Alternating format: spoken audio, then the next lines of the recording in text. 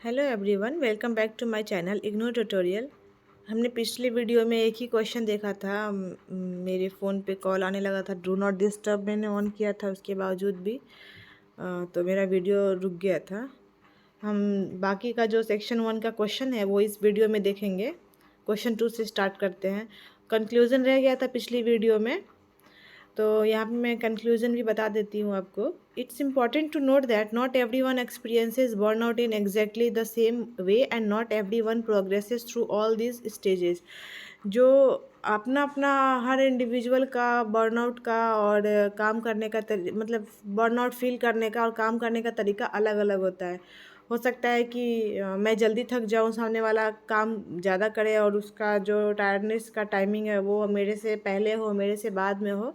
तो सबका अपना अपना अलग अलग प्रोग्रेस होता है, अलग अलग स्टेज होता है। However understanding these stages can help individual and organisation identify the sign a burnout and take steps to prevent और एड्रेस इट। तो आपके ऑर्गेनाइजेशन को और आपको समझने की ज़रूरत है कि आप किस टाइम पे इससे ज़्यादा काम नहीं कर पाओगे, तो उस टाइम पे आप स्टेप बैक कर जाओ। और अगर ज़्यादा काम करोगे आप थकने के बाद भी, तो हेल्थ इश्यूज़ का सामना करना पड़ सकता है आपको। तो ये आपका कंक्लूजन था पिछले क्वेश्चन का। अब हम अगला क्वेश्चन देखेंगे, question number 2।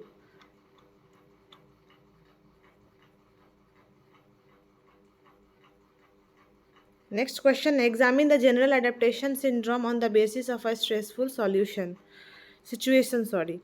The general adaptation syndrome, इसे हम गैस भी बोलते हैं, developed by hence cell.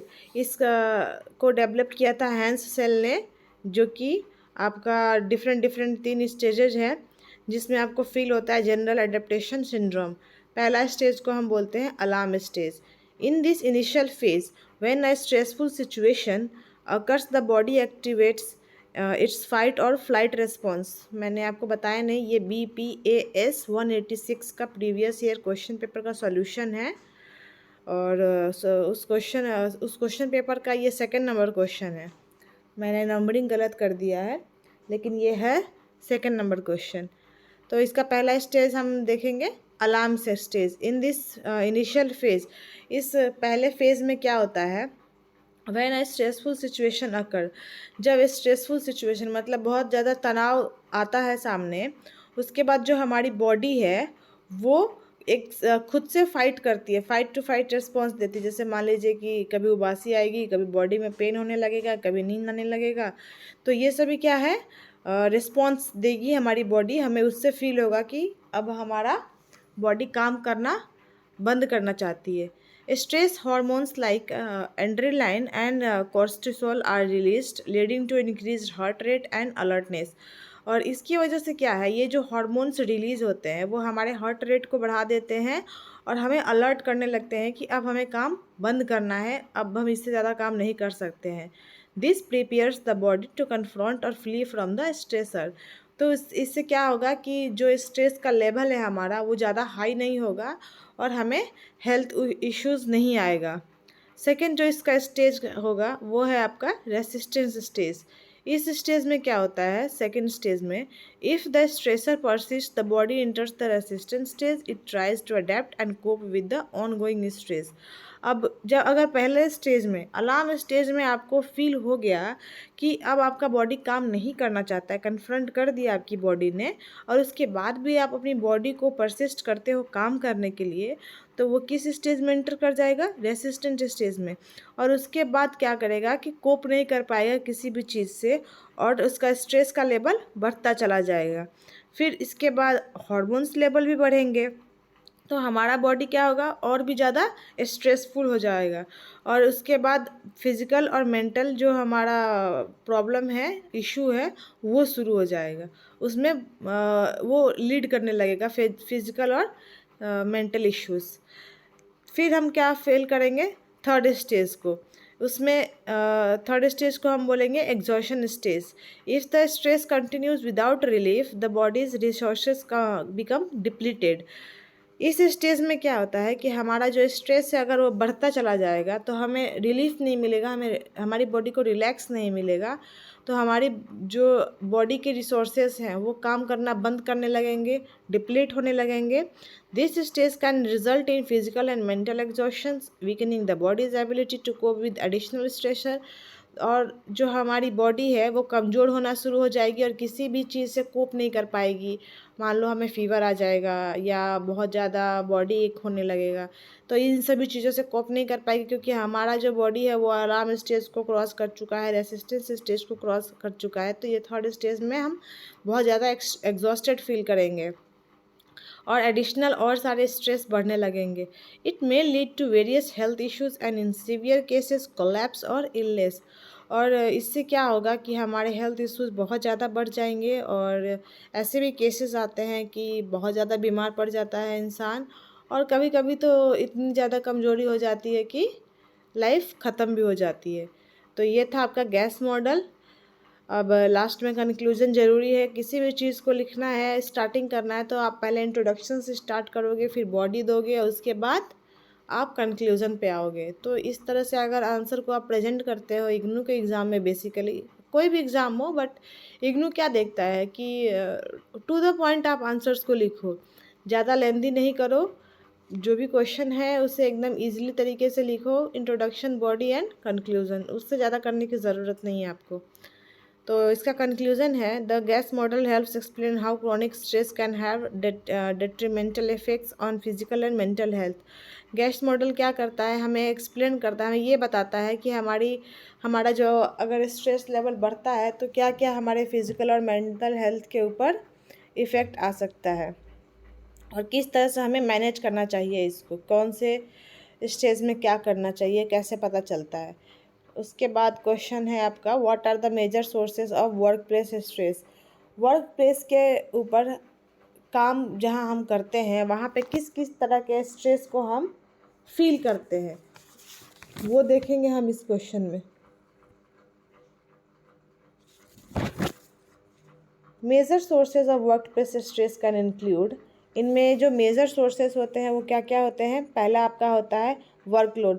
Total 12 देखेंगे हम क्या क्या होते हैं वर्क प्लेस के ऊपर स्ट्रेस, वहाँ पे किस किस तनाव से हमें गुजरना पड़ता है। तो पहला होता है वर्कलोड।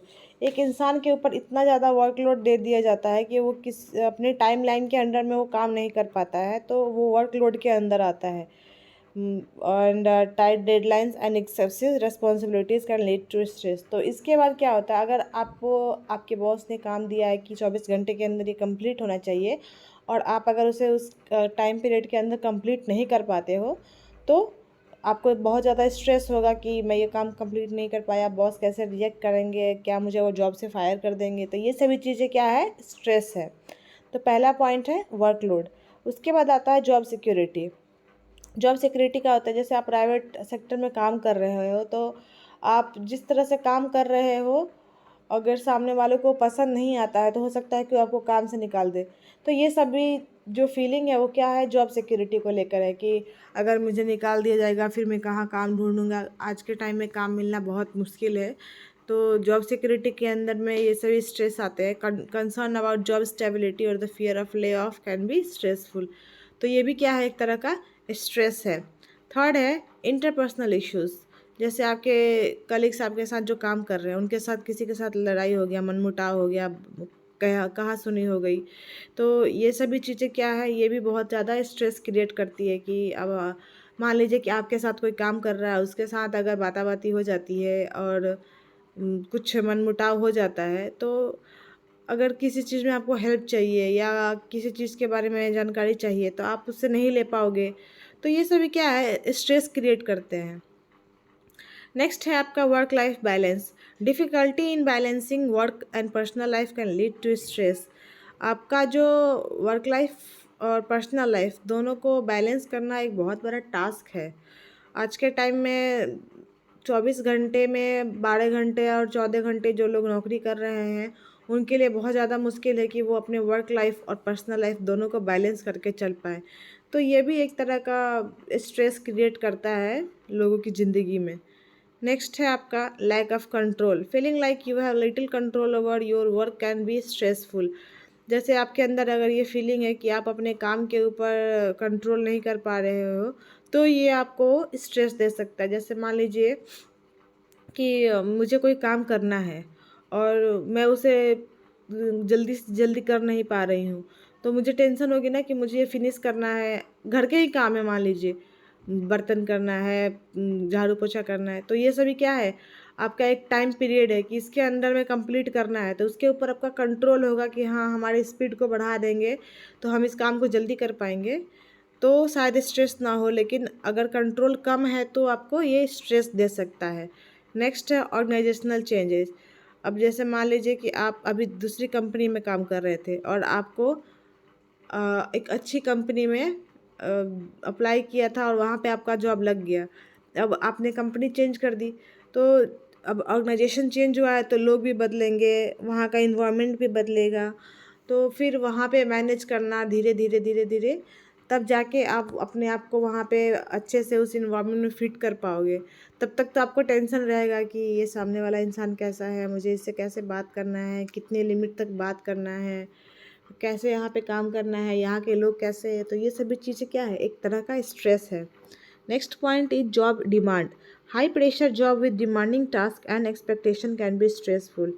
अब जैसे मान लीजिए कि एक इंसान की क्वालिफिकेशन है ग्रेजुएशन और वो किसी कंपनी में काम कर रहा है, और वहाँ पे वो जब काम कर रहा है तो वो इस टेंशन में रहता है कि अगर मेरा ये नौकरी छूट जाएगा, मेरे पास क्वालिफ़िकेशन कम है, मैं फिर कहाँ जाके नौकरी ढूँढूँगा, मुझे मिलेगा कि नहीं मिलेगा, कहीं मेरे से ज़्यादा हाई क्वालिफ़ाइड इंसान को यहाँ पे ना रख लिया जाए।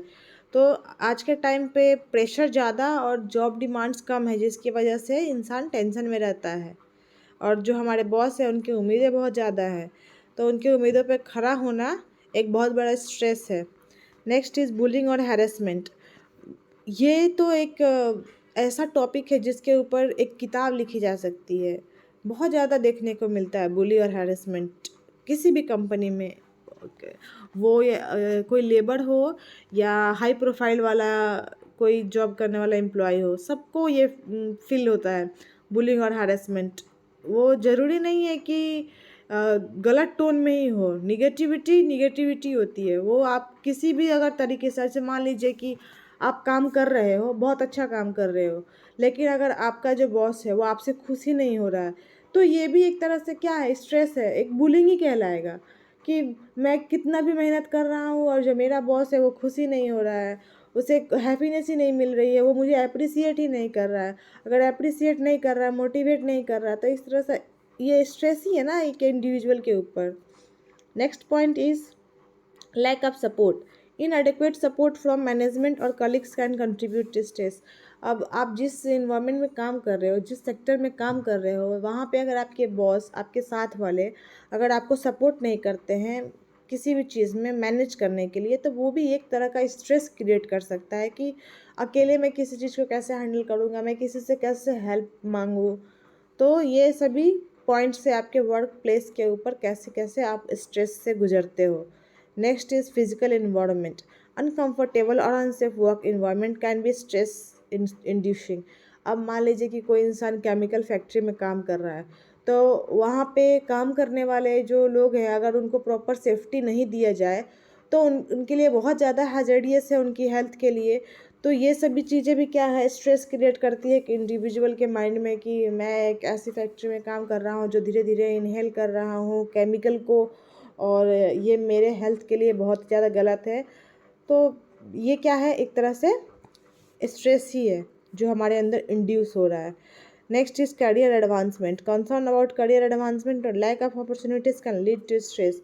अब एक एक इंसान ऐसे हैं कि सीए करके बैठे हुए हैं बट उन्हें किसी भी कंपनी में जॉब नहीं लग रही है, क्योंकि उनको लगता है कि हमारा जो क्वालिफिकेशन है और ज़्यादा होना चाहिए, या जिस कंपनी में मैं जा रहा हूँ वहाँ पे क्वालिफिकेशन ज़्यादा चाहिए, स्किल डेवलपमेंट और होना चाहिए, तब मुझे नौकरी मिलेगा। तो ये सभी क्या है, ये भी एक तरह से वर्क प्लेस के ऊपर स्ट्रेस का काम करता है, जो आपके अंदर स्ट्रेस इंड्यूस करता है। Next is commute. लॉन्ग और stressful commutes to and from work can be source of stress. अगर एक कंपनी में आप काफ़ी लंबे समय से काम कर रहे हैं और दूसरी जगह आपको नौकरी नहीं मिल रही है तो भी आपके लिए ये बहुत स्ट्रेसफुल है। और अगर आप घर बैठे हुए हैं और आपको काम ही नहीं मिल रहा है, ये भी आपके लिए बहुत स्ट्रेसफुल है। तो एक इंसान है जो काम कर रहा है, दूसरी कंपनी उसे नहीं मिल रही है अच्छी कंपनी, तो भी स्ट्रेस है। और एक जो है वो घर बैठा हुआ है, उसे काम ही नहीं मिल रहा है कुछ भी, तो वो भी स्ट्रेस है। तो आप देखो कि जो कर रहा है काम उसे भी खुशी नहीं है, जो नहीं कर रहा उसे भी खुशी नहीं है। तो स्ट्रेस का कोई वो नहीं है, किसी भी तरह से आ सकता है। देखिए यहाँ कंक्लूजन देखेंगे हम अब। It's important for employers to address this stresses to create a healthier and more productive work environment. अब ज़रूरी ये है कि कोई भी इंडिविजुअल अपने हेल्थ के बारे में सोचे, और अगर कोई स्ट्रेस है उसे, तो वो किसी अपने साथी के साथ उसे एड्रेस करे और अपने आप को हैप्पियर फील कराए, खुश रहे, तो हो सकता है कि वो प्रोडक्टिव अपने आप को और बना सके। Individual can also employ stress management techniques to cope with workplace stress. और बहुत सारे ऐसे सेक्टर हैं जहाँ पे अगर आप स्ट्रेसफुल हैं तो उसे कैसे बाहर निकलना है उसमें आपको हेल्प किया जाता है। तो ये था आपका सेक्शन 1 का क्वेश्चन का सॉल्यूशन। और सेक्शन 2 का जो है वो मैं नेक्स्ट वीडियो में अपलोड करूँगी। और सिर्फ क्वेश्चन 1 जो है उसके लिए मैंने इससे पहले वीडियो बनाई है, उस वो आप देखो। बाकी और भी कोड का अगर ज़रूरत है आपको, अगर आंसर चाहिए तो आप मुझे कमेंट में बता सकते हैं। बाकी आप फुल सपोर्ट देते रहिए मेरे चैनल को। वैसे तो मैं ये सभी चीज़ें बोलती नहीं हूँ, बट आप दे सकते हैं। Thank you so much.